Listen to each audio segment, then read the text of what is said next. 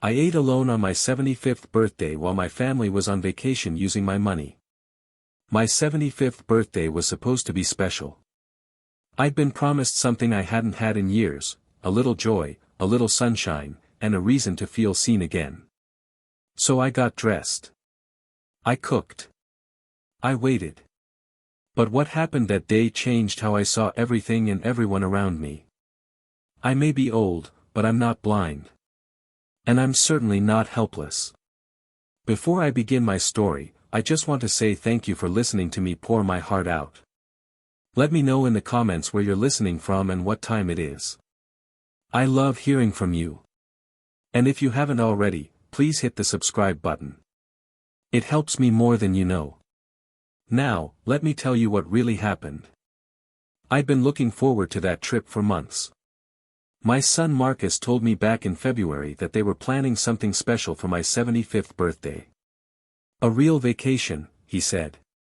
Somewhere warm. Just pack your good shirts, Dad. Leave the rest to us. I smiled so hard that day, I nearly dropped my coffee. It had been years since I'd been anywhere besides the VA clinic or the grocery store. I hadn't seen a beach since my wife passed. When I asked about cost, Marcus brushed it off. You worked your whole life, didn't you? You deserve this. Let us handle it. A week later, he asked to borrow my credit card just to lock in the rates and book the group tickets. I hesitated for a moment, but I trusted my boy. I handed it over and didn't ask too many questions. He kept saying we'd go sometime in late April, early May. When April came and went, I asked about the date again. He said, we're just working out the schedule. It'll line up perfectly with your birthday. Promise. I believed him. I even bought a new suitcase, navy blue, on sale. I kept it by the front door, tags still on. I packed it slowly over 2 weeks. I laid out my favorite polo shirt, the one with the small American flag emblem, my comfortable walking shoes, a baseball cap I hadn't worn in 8 years. I even put in my wife's reading glasses, just for comfort. It made me feel like she'd be coming too, in spirit. But the night before my birthday, Marcus called. He sounded rushed, like he was driving. Dad, I hate to say it, but the trip's getting pushed back a little bit, he said. My heart dropped. Oh, for how long? Not long. Maybe a few more weeks. Just some scheduling stuff on our end. Oh, okay. So I'll see you tomorrow at least, for dinner. There was a pause. Of course, he said. Wouldn't miss it. We'll stop by for sure. That was enough for me. I tried not to sound disappointed. After all, plans change. Life gets busy. I told myself it was fine. At least I'd see them. So on the morning of my 75th birthday, I woke up early and turned on my jazz playlist. I put on a fresh pot of coffee and started cooking. Barbecue ribs, corn on the cob, coleslaw, baked beans with bacon. I made a chocolate cake from scratch, used real butter this time, not the margarine. I even brought out the good dishes from the top cabinet, the ones with the blue trim I only used on holidays. I set the table for 5, me, Marcus, his wife Jennifer, their son Kevin, and maybe Tommy from next door if they decided to bring him a plate. I dressed in the blue button-down my wife used to say made me look distinguished. I combed what was left of my gray hair, put on my good watch. I lit the tall candles I usually save for Christmas dinner. The house smelled like celebration. By 5 o'clock, I was ready. By 6 o'clock, I started to worry. By 7 o'clock, I had reheated everything twice. By 8 o'clock, I stopped checking the window. By 9 o'clock, I was sitting at the table alone. The candles had melted halfway down. The food was cold. My shirt was wrinkled from sitting. I stared at the empty chairs across from me and tried to tell myself maybe something had come up. Maybe they just lost track of time. Maybe the baby had an emergency. Maybe the car broke down. Maybe the phone died. But I knew nobody was coming. My hand trembled as I lifted the fork. I couldn't eat much. The food didn't taste the same anymore. I took a few bites, then pushed the plate away and rested my elbows on the table. I stared at the birthday card I had bought for myself last week from the dollar store. It said, "Another year of awesome," in bold letters. I thought it was optimistic when I saw it. Now it just felt like a joke. I cried then. Not loudly, just quietly. The kind of crying that slips out of you when you've been holding it in all day. My shoulders shook. I wiped my face with my napkin and sat in the silence, letting it hurt. No one called. No one texted. Not even a "Happy birthday, Dad." At around 10:30, I wrapped the cake in foil and put everything in the fridge. I blew out the candles. I changed into my pajamas. I sat on the edge of the bed and looked at the navy blue suitcase by the door. Still packed, still waiting. I turned off the light and lay down slowly, the ache in my back a little sharper than usual. I stared at the ceiling fan as it turned, the soft whir of the blades the only sound in the room. I folded my hands over my stomach and whispered, "Maybe they forgot." I tried to believe that. But somewhere deep down, I knew they hadn't forgotten. They just didn't come. The morning after my 75th birthday, I woke up to a still house. Not the peaceful kind of still, the hollow kind. I sat on the edge of my bed for a long time, staring at the little navy suitcase I had packed and repacked for weeks. The tag still hung from the handle, untouched. A part of me still wanted to believe the trip was simply delayed, like Marcus said, that it would happen another day, that I just needed to be patient. I went through my usual motions, brushed my teeth, combed my hair, shuffled into the kitchen in my slippers. But everything felt slow, like I was dragging my bones through a dream. I made a cup of coffee but didn't drink it. Opened the fridge, looked at the cake, closed it again. I didn't have the energy to warm up leftovers. The dishes from last night were still stacked in the sink. I didn't touch them either. I sat in my recliner wrapped in my old flannel robe, the one Martha gave me before she passed. It smelled faintly of her perfume and laundry detergent. I stared at the floor for a long time, listening to the ticking clock on the wall. It was almost noon and still no calls, no texts, not even a "Sorry we missed you, Dad." I held on to that sliver of hope that maybe today they'd reach out. Maybe they got the day wrong. Then I heard a knock. 3 soft taps at the door. I got up slowly and peeked through the curtain. It was Tommy, good kid. He lived 2 doors down, always polite, always checking in on me. His grandfather had raised him right. I opened the door. "Hey, Mr. W," he said, holding a plastic grocery bag and smiling. "Got you that motor oil you mentioned."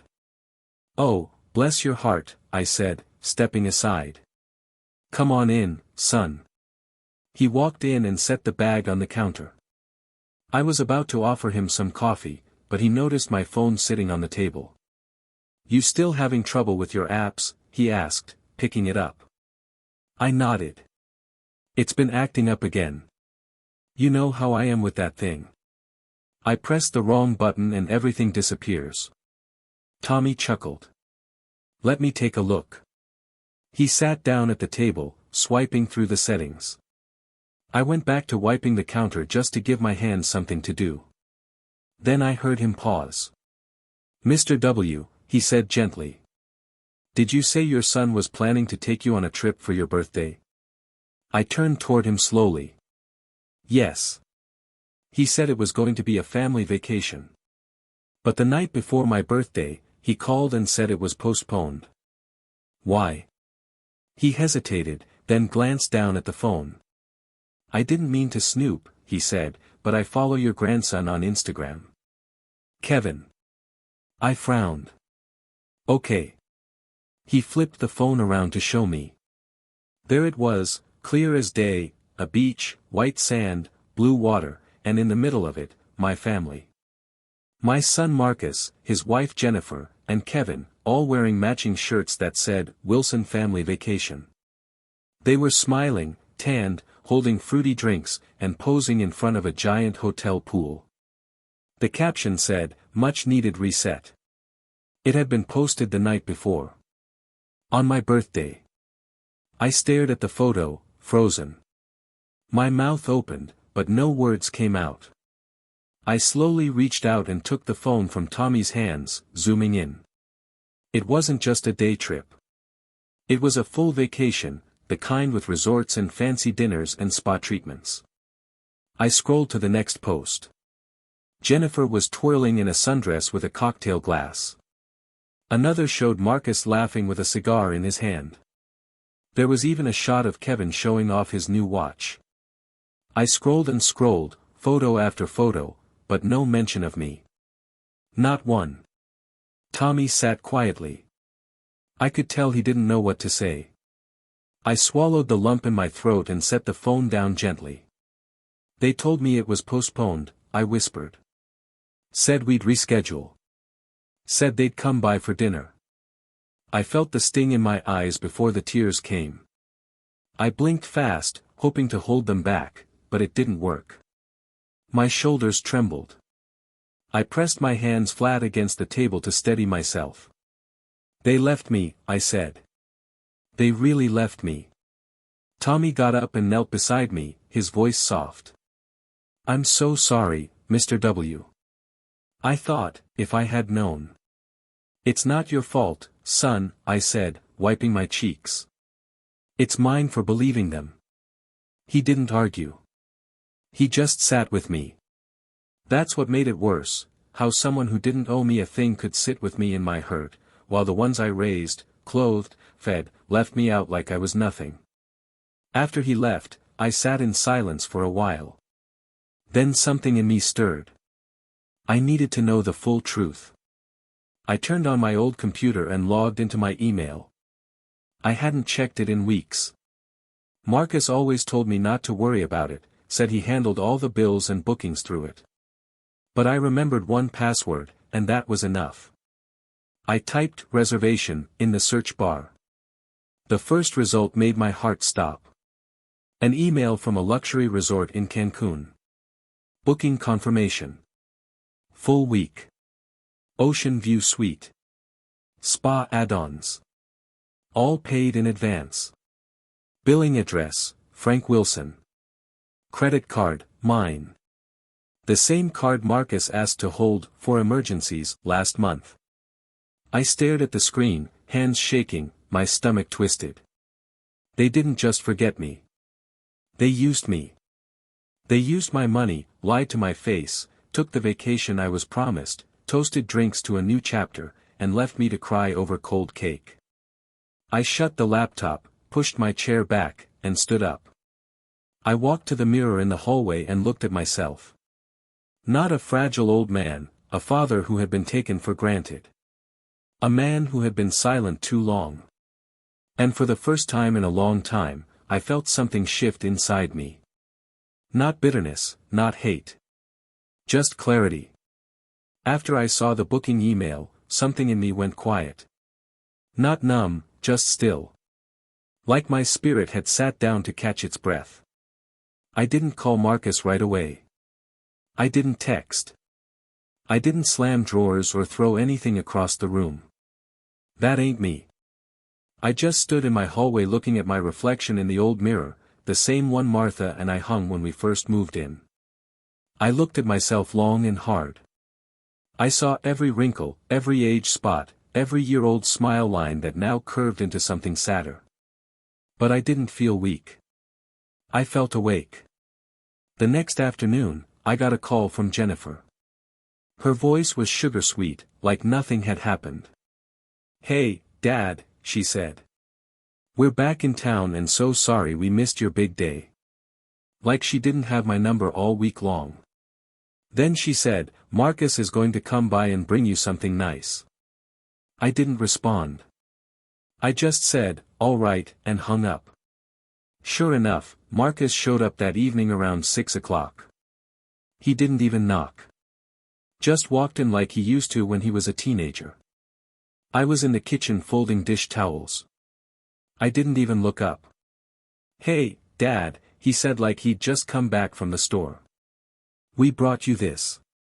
He placed a white paper bag on the table. Inside was a slice of key lime pie from some fancy restaurant, wrapped like it came from a wedding, not a birthday. I looked at the pie. Then I looked at him. "That what you brought back from Mexico?" I asked. His smile faded for a second. Just a second. Then he chuckled. "Oh, so you saw the photos." "I saw everything," I said. "The drinks, the hotel, the shirts, the watch on Kevin's wrist, the steak dinner, all of it. On my birthday." Marcus scratched his neck and shrugged. "Dad, we didn't think you'd want to travel all that way. You get tired easy." "That's not what you told me. You told me it was postponed." "We changed the plans last minute," he said. "It wasn't that deep." I stepped around the counter slowly.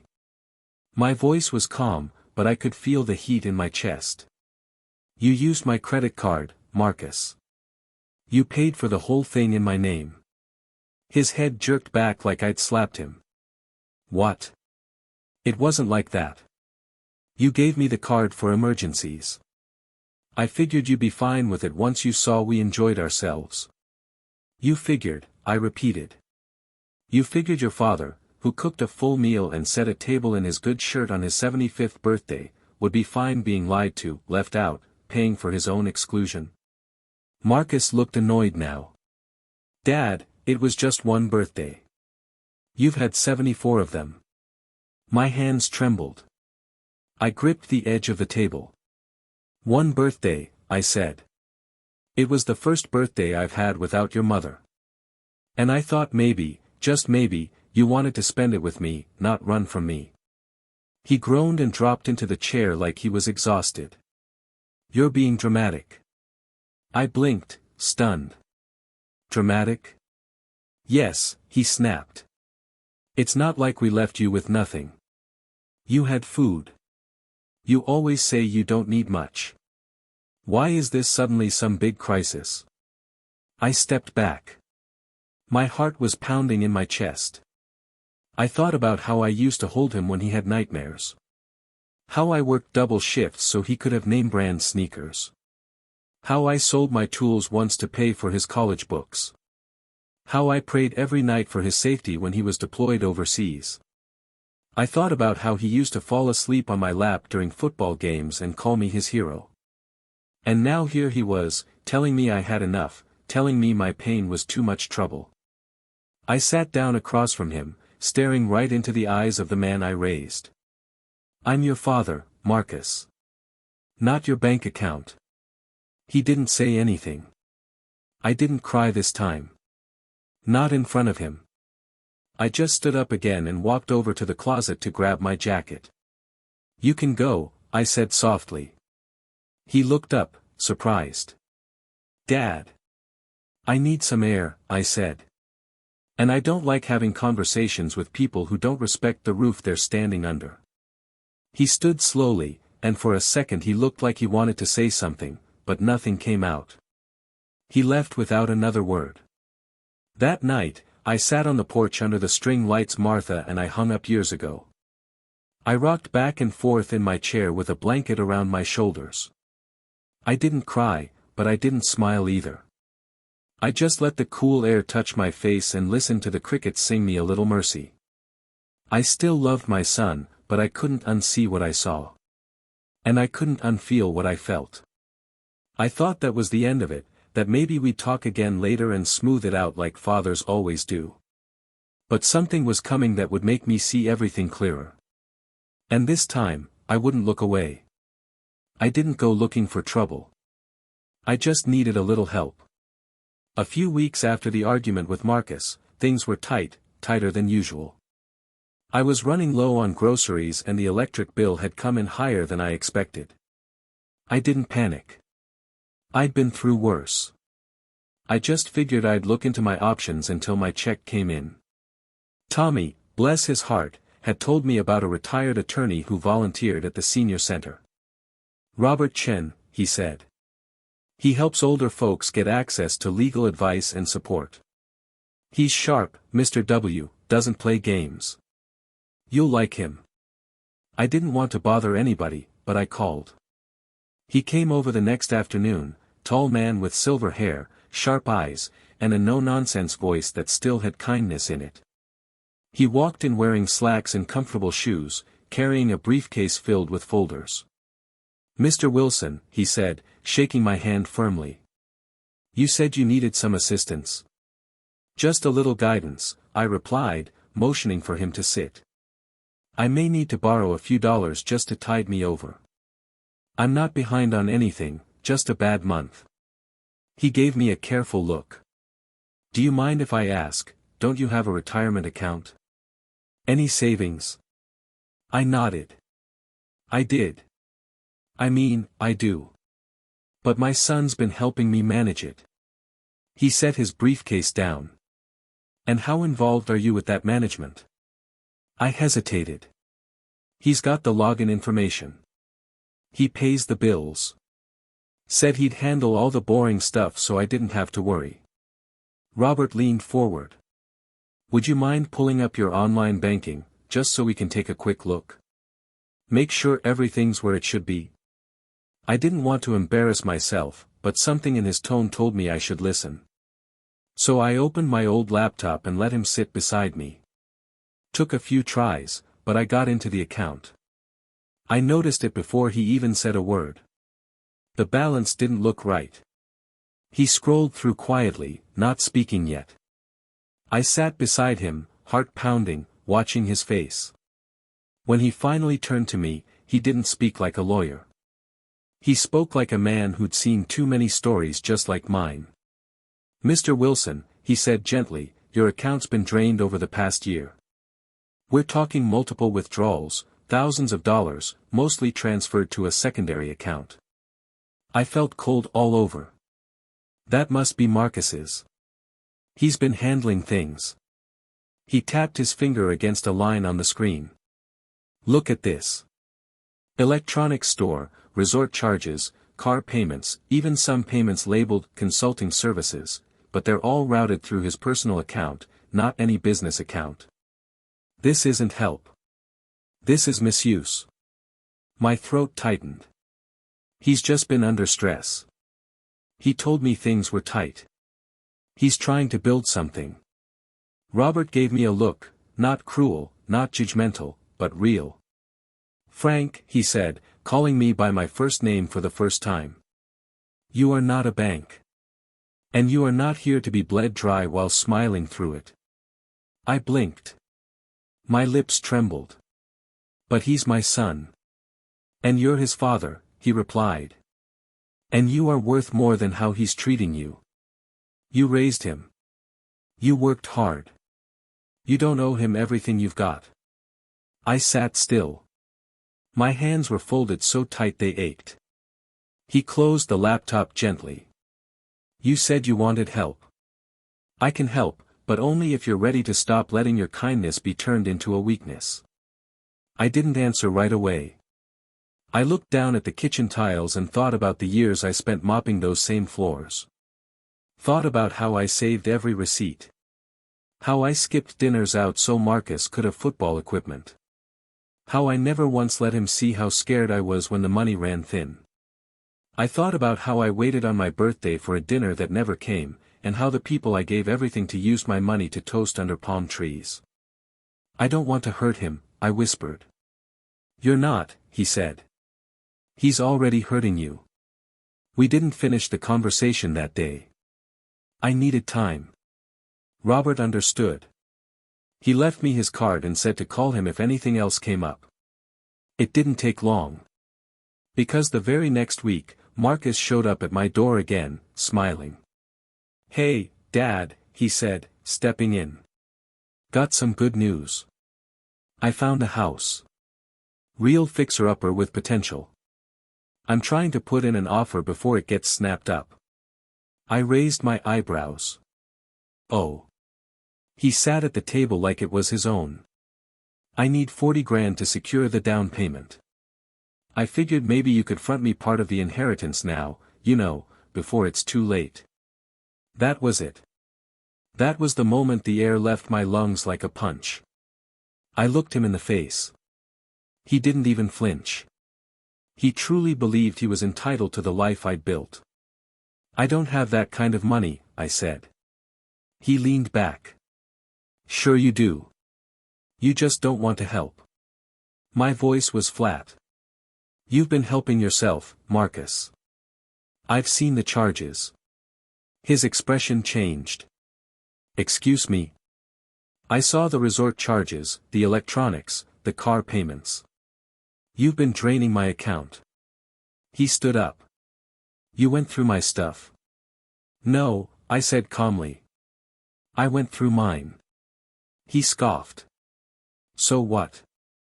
You're cutting me off now, after everything I've done for you. You mean using me? I said, standing too. Lying to me? Leaving me home on my birthday while you drank and danced on my dime? You do this, he snapped, you're going to be all alone. Don't call me when you need something. I walked over to the counter, picked up Robert's card, and looked him dead in the eye. I won't. He stormed out, slamming the door behind him. I stood there for a moment, feeling the silence settle back in. Then I picked up the phone and called the man who helped me see the truth. Robert, I said. Let's get started. It didn't take long for the ripple to reach him. The very same week Robert helped me transfer my accounts, lock my credit, and revoke Marcus's access, the calls started. First, it was a string of missed calls. Marcus Wilson, notifications. Then came the texts, short, tense, Dad, we need to talk. Why is my card getting declined? Call me now. This is serious. I didn't answer. I didn't need to anymore. Robert said it would take a few days for all the legal paperwork to finalize, but the minute the accounts were frozen, Marcus would feel it. And he did. I imagined him standing in a checkout line somewhere, trying to run my card and being told it was no longer valid. I imagined his eyes narrowing, his voice rising. I imagined the panic when he realized the bank login didn't work either. For the first time in a long time, I didn't feel guilty. I felt free. But of course, freedom doesn't come without a knock at the door. Saturday morning around 10 o'clock, I was reading the newspaper when I heard the heavy thud of shoes on my porch. Before I could even peek through the curtain, the door flew open and Marcus walked in, loud and steaming. What the hell is going on? I stayed calm. I'd practiced this moment in my head every night since I made the call to Robert.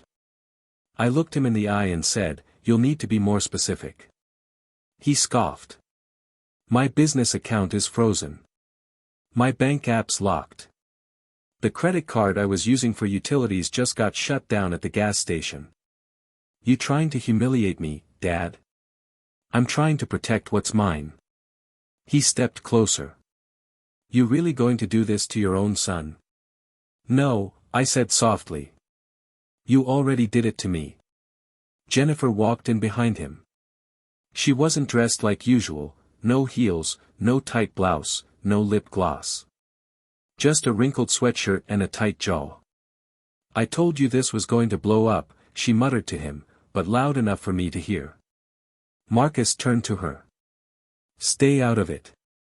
"No," I said, cutting in. "Let her speak. I'd love to hear what y'all told yourselves while you were sipping drinks on my birthday using my own money." Jennifer folded her arms and looked away. Marcus didn't flinch. "We needed help, Dad. The business wasn't taking off like we hoped. You always said your money was for family." "My money was for emergencies," I said, stepping forward. "For groceries, medicine, maybe a grandchild's college fund, not for vacations and electronics and dinners I never got invited to. We were going to pay it back." "When?" I asked. "When I'm gone. After the funeral. When the house is sold." Marcus's face flushed. "Don't say that." "Why not?" I snapped, the heat rising in my chest. "You've already spent like I was dead." The silence that followed was thick. He finally spoke again, his voice low and bitter. "You've always made things harder than they need to be. And you've always made promises you never kept," I said. "You promised to come on my birthday. You promised we'd travel together. You promised I'd never have to feel forgotten." I could see something shift in his eyes then. Not guilt, not sorrow, just the realization that I wasn't bending this time. "So what now?" he asked. "You going to cut us off for good?" I didn't answer him. I just walked to the drawer near the dining room, pulled out a letter, and laid it on the table. "What's that?" he asked. "My new will," I said. "Drawn up last week. Every penny of mine is going to a veteran support organization downtown. The one that helps older veterans get back on their feet after being used by the people they loved most." He blinked, stunned. "You're cutting me out of your will. You cut yourself out the day you looked me in the eye and saw a resource instead of a father." Jennifer was crying now, quietly. She grabbed her purse and backed toward the door. "I didn't know it went that deep," she whispered. "I thought you were okay with it." Marcus turned to her. "You knew." I didn't say anything. Sometimes silence tells the truth better than words ever could. She left without another word. Marcus stood there a moment longer, jaw clenched, trying to think of something that might swing me back. But there was nothing left to say. He finally turned and walked out, slamming the door so hard the picture of Martha on the shelf rattled. I went over and straightened it. Then I sat down at the table, looked at the half-read newspaper, and laughed softly to myself. Not because any of it was funny, but because the sound of strength returning to your own bones can feel like joy after long silence. For years, I believed my love had to look like sacrifice. That being a good father meant giving until I had nothing left. But now I knew better. I wasn't empty. I wasn't confused. I was just done being their foundation while they climbed over me to build castles I was never invited into. And for the first time in decades, I looked around my house and felt something strange. It belonged to me again. A year passed quietly, slowly, like spring blooming through cold soil. I won't lie, some days were hard. The kind of hard where you sit by the window and wonder if maybe you were too harsh, if maybe you should have picked up when they called again. But then I'd remember the ache in my chest when I saw that Cancun photo. The way Marcus looked me in the face and asked for an advance on my own death. The sting of sitting alone at my birthday table with a shirt I'd ironed just for them. So no, I didn't pick up. Not when Marcus called 4 weeks after the accounts were locked. Not when he sent a single text with no punctuation that read, "So it's like that." Yes, it's like that. Because when I finally took control of my money, my name, my future, it felt like pulling myself out of a well I didn't know I was drowning in. Robert helped me get everything in place. We filed the paperwork to transfer all my assets out of Marcus's reach. We revoked every authorization he'd ever claimed. We reported suspicious charges, some were even refunded. He even connected me with a financial advisor who didn't talk to me like I was slow or simple, but like a man who knew the value of every dime he ever touched. Then we rewrote my will. Every dollar, every bond, every piece of property I still had, assigned to a foundation that builds housing and offers legal help for older veterans who've been manipulated or silenced by their families. I didn't tell anyone but Robert and Tommy. Yes, Tommy. That boy checked on me every week after everything fell apart. Sometimes he just brought groceries or fixed my leaky faucet. Other times he just sat and listened while I talked about Martha or how I used to build go-karts for half the neighborhood kids. He never asked for a thing, never assumed he deserved something. So when my 76th birthday came around, I didn't set the table for ghosts. I reserved the small room at the community center. I ordered food, not fancy, just real. Barbecue, mac and cheese, cornbread, chocolate cake with vanilla frosting. I wore a warm gray sweater that made me feel comfortable again. And I invited people who had actually shown up when I was at my lowest. Tommy was the first to arrive, carried in a small bouquet and a Bluetooth speaker playing Sinatra. Robert came next with his sharp suit and that wise smile. Then came the folks from the Veterans Foundation, some with canes, some with grandkids in tow, all of them dressed like they mattered. We laughed, we told stories, we passed around cake and memories. And Kevin showed up. Yes, Kevin. He came in quietly, no dramatic entrance. Just a soft knock on the door and a birthday card in his hand. He wasn't wearing anything designer. No new watch, no perfect haircut. He looked nervous. "Grandpa," he said, standing by the door. I didn't know what they did. I really didn't. Dad said you didn't want to travel, that you were too tired. I believed him. But I saw the receipts after, and I know the truth. I'm so sorry. I looked at him, my only grandson, once my little helper who used to hand me tools in the garage while we worked on model airplanes. I nodded slowly and said, "It hurt, son." It did. He stepped forward. "Can I stay?" I didn't answer right away.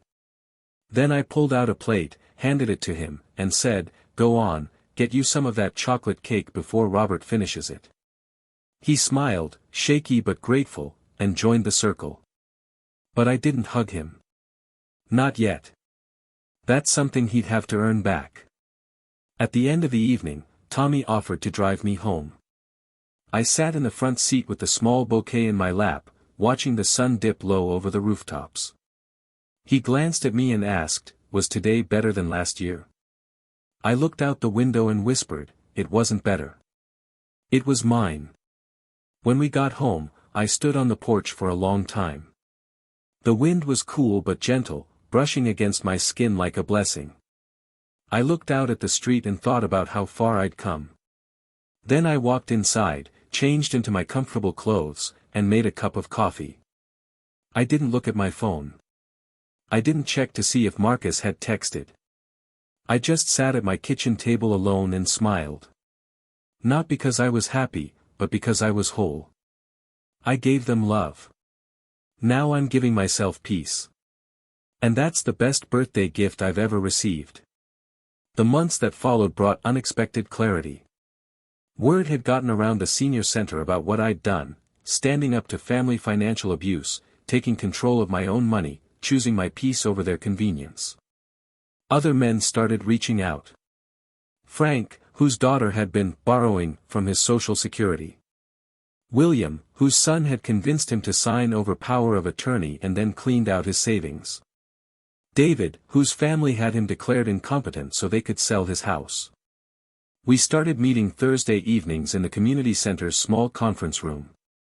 We called it Coffee and Conversation, but it was really therapy for men who had discovered that blood doesn't always mean loyalty.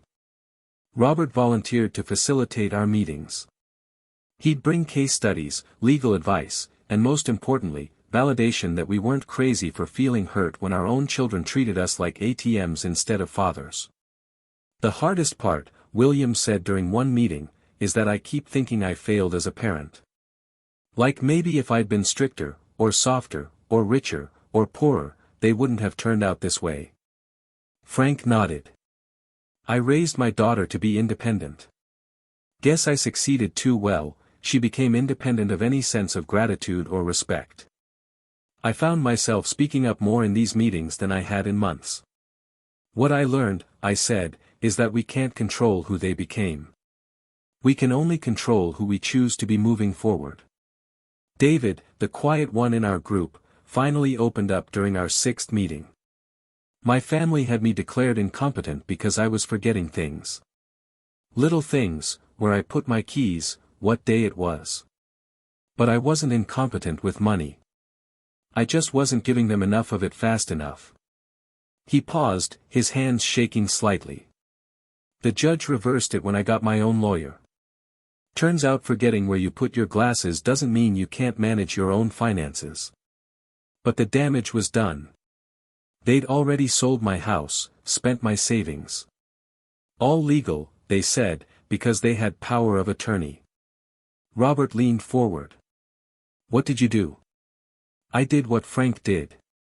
Changed my will. Got my own place. Started over at 82 years old. He looked around the room.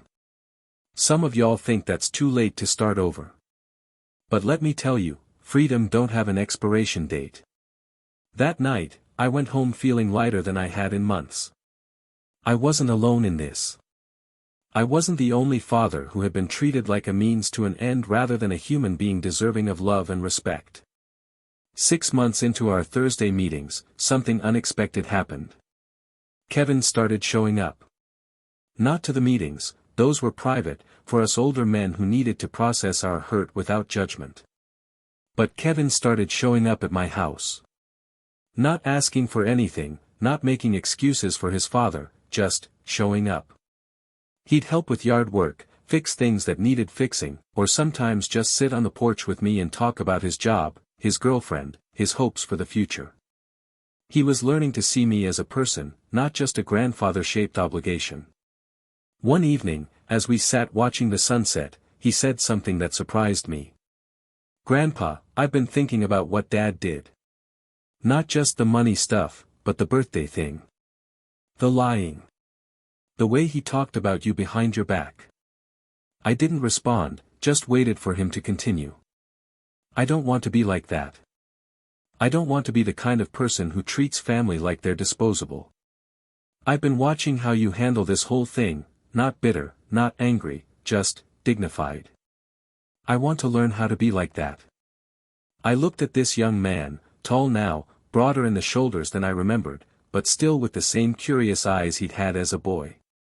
"Dignity," I said slowly, "isn't something you learn from a book.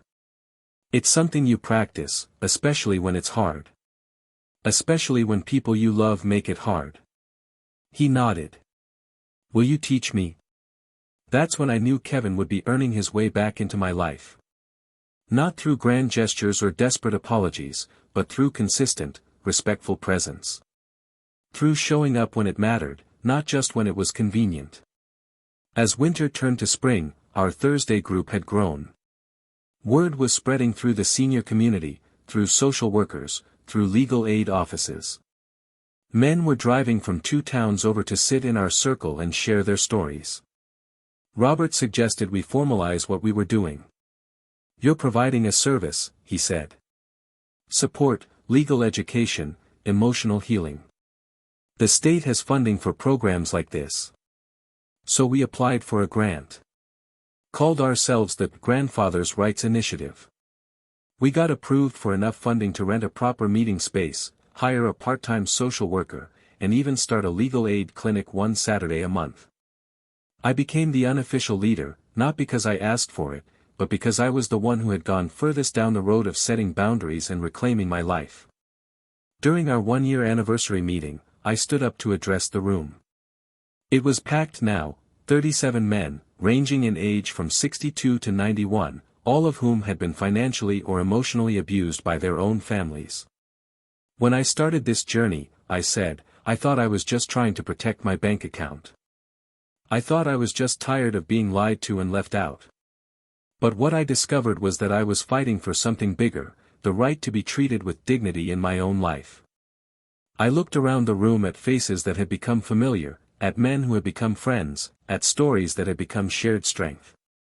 Some of y'all are still hoping your children will come around, will apologize, will start treating you right. That's fine. Hope is good. But don't let hope make you accept less than you deserve. Don't let love make you a victim. The applause was quiet but sustained. These weren't men who expressed emotions loudly, but they were men who understood the weight of what we'd all been through. After the meeting, Robert pulled me aside. "Frank, I've got news. Remember that foundation you designated in your will? They want to name their new facility after you. The Frank Wilson Center for Senior Financial Protection." I felt a flush of pride, followed immediately by embarrassment. "That's too much, Robert. I just did what any man should do when he's being taken advantage of." "That's exactly why it's not too much," he replied. Most men don't do what you did. Most men suffer in silence, make excuses for their children, die bitter and broke because they never learned to say no. 2 years after that terrible 75th birthday, I got a call that I'd been both expecting and dreading. It was Jennifer, and she was crying. "Dad," she said, she'd never stopped calling me that, even after everything. "Marcus is in the hospital. Heart attack. It's serious." I sat down heavily in my kitchen chair, the same chair where I'd eaten that lonely birthday dinner 2 years ago. "How serious?" "They don't know if he's going to make it through the night." I was quiet for a long time. Jennifer continued talking, but I wasn't really hearing her. I was thinking about the little boy who used to climb into my lap during thunderstorms. The teenager who called me his hero when I taught him to drive.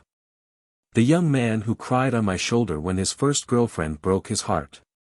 I was thinking about how much I loved that person, and how little I recognized him in the man who had used my credit card to fund a vacation I wasn't invited to. "Dad? Are you there?" "I'm here. Will you come? I know things have been difficult. But he's asking for you." I looked around my kitchen, at the pictures of Martha, at the birthday card from Kevin that was still pinned to my refrigerator, at the coffee mug that said, "World's Best Grandpa," that Tommy had given me last Christmas. "I'll be there," I said. When I got to the hospital, the first person I saw was Kevin. He was pacing in the waiting room, looking younger than his 25 years. When he saw me, he hugged me tight, the first time he'd done that since everything happened. "Grandpa, thank you for coming. I didn't know if you would." "He's still my son," I said simply. Jennifer was a mess, makeup smeared, hair disheveled, hands shaking as she tried to drink coffee from a paper cup. When she saw me, she started crying again. "Dad, I'm so sorry. About everything. About the trip, about the money, about not standing up to him when I should have." I sat down beside her. "How is he?" "Stable, for now. They got the blood flow restored. But the doctor said there was significant damage. He's going to need surgery, maybe multiple surgeries. And even then." She trailed off, unable to finish the sentence. "Can I see him?" She nodded and led me down the hallway to the ICU. Marcus was conscious but weak, connected to more machines than I'd ever seen in one place. When he saw me, his eyes filled with tears. "Dad," he whispered. "You came." I pulled a chair up next to his bed. He looked so small lying there, smaller than I remembered. The machines beeped steadily, marking time we might not have much of. "How are you feeling, son?" "Like shit," he said, then immediately looked embarrassed. "Sorry. I know you don't like that language." I almost smiled. Even near death, he was still my boy in some ways. We sat in silence for a while. Then he said, "Dad, I need to tell you something." "You don't need to tell me anything right now. You need to focus on getting better." "No," he said, his voice getting stronger. "I do need to say this. Because if I don't make it through this, I need you to know." He paused, struggling to find the words. "I was jealous of you." I frowned. "Jealous of me?" "Your whole life, people respected you. Mom adored you. Your co-workers looked up to you. Even after you retired, people in the neighborhood came to you for advice, for help. And me? I could never measure up to that." He coughed, wincing at the pain. "So when I finally had something you didn't, money, success, the ability to plan fancy trips, I guess I wanted to lord it over you. I wanted you to need me for once, instead of me always needing you." I felt something crack open in my chest, but not in a bad way. In a way that let light in. "Marcus, I was proud of your success. I never wanted you to feel like you had to compete with me." "I know that now," he said. "But I didn't know it then. And by the time I realized what I was doing, I'd already hurt you so bad I didn't know how to fix it." He reached out his hand, the one without the 4, and I took it. Dad, I'm sorry. I'm so fucking sorry for what I did to you on your birthday. For using your money. For lying to you. For treating you like you didn't matter. I squeezed his hand. I forgive you, son. Just like that. Just like that. He cried then, really cried, for the first time since he was a little boy. And I cried too, because forgiveness is like that, it hurts as much as it heals, but it hurts in a clean way. We talked for another hour before the nurses said he needed to rest. As I was leaving, he called out to me. Dad? When I get out of here, can we try again? Start over. I paused at the door. We can try, Marcus. But things are going to be different this time. I know, he said. I want them to be different. Marcus survived the surgery. It took 3 procedures over 6 weeks, but he pulled through. During his recovery, something remarkable happened, he started showing up. Not the old Marcus who showed up when he wanted something, but a new Marcus who showed up because he wanted to rebuild what he'd broken. He came to my house when he was well enough, bringing groceries he'd bought with his own money. He sat on my porch and listened to my stories about the war, about his mother, about the old neighborhood. He helped me organize my financial papers and even attended one of our Thursday meetings as a guest speaker about the perspective of adult children who had hurt their parents. I convinced myself he was fine, Marcus told the group. I told myself he didn't need much, that he was old-fashioned and wouldn't appreciate fancy trips anyway. But the truth was, I didn't want him there because I was embarrassed by him. I thought he'd slow us down, say something that would embarrass me in front of the resort staff. He looked directly at me. I forgot that this man raised me, sacrificed for me, loved me unconditionally for 30 years. I forgot that his opinion of me should matter more than some stranger's opinion of him. After the meeting, several of the men approached Marcus to talk privately. Some were angry, wanting to confront him about what he'd done. Others were curious about his perspective, hoping to understand their own children better. But Marcus handled it all with grace, answering their questions honestly, not making excuses, taking full responsibility for his actions.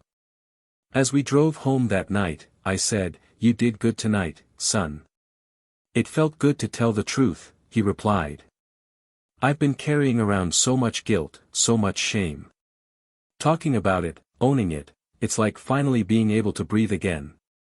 6 months after his heart attack, Marcus proposed something that surprised me.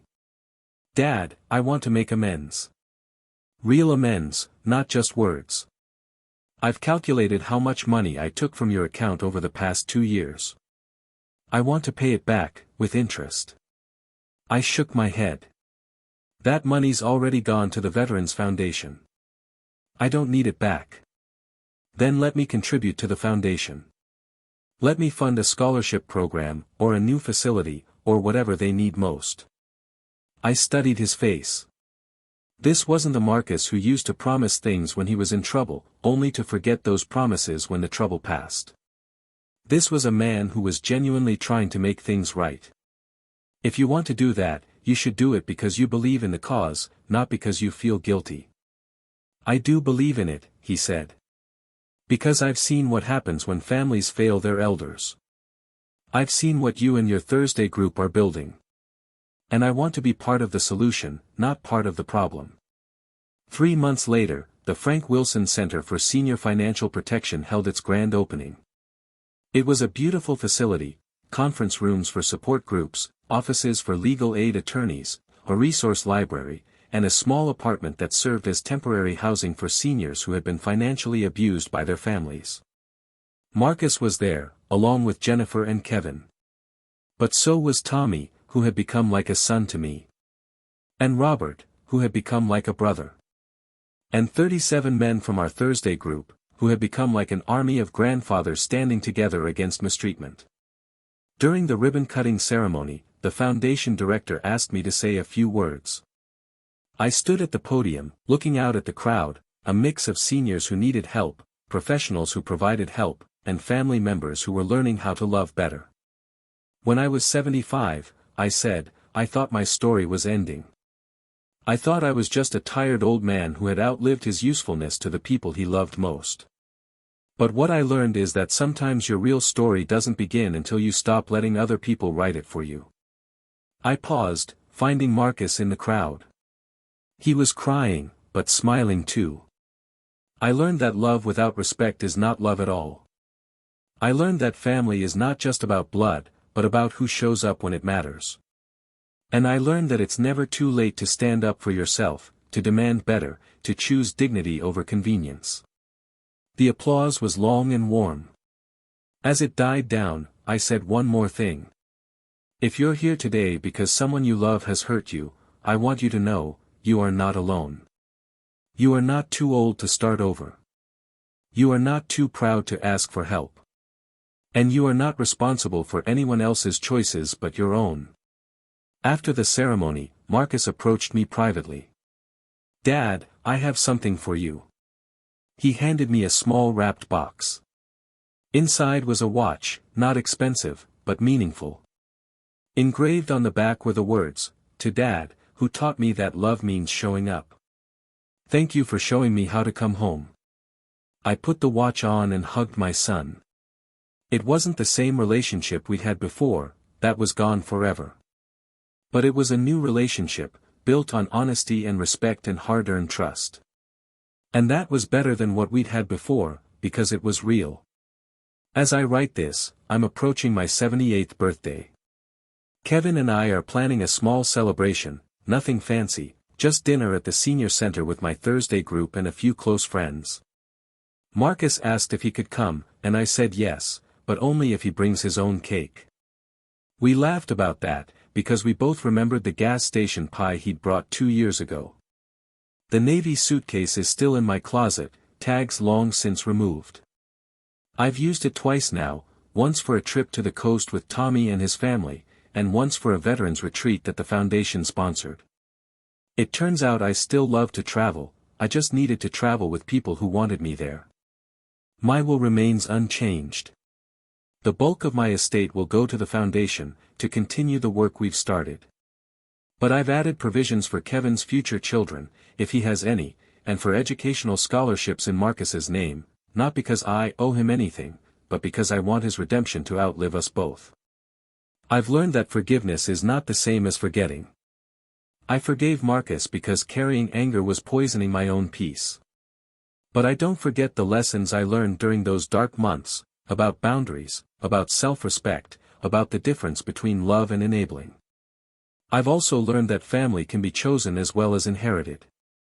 Tommy checks on me more than my own blood relatives ever did.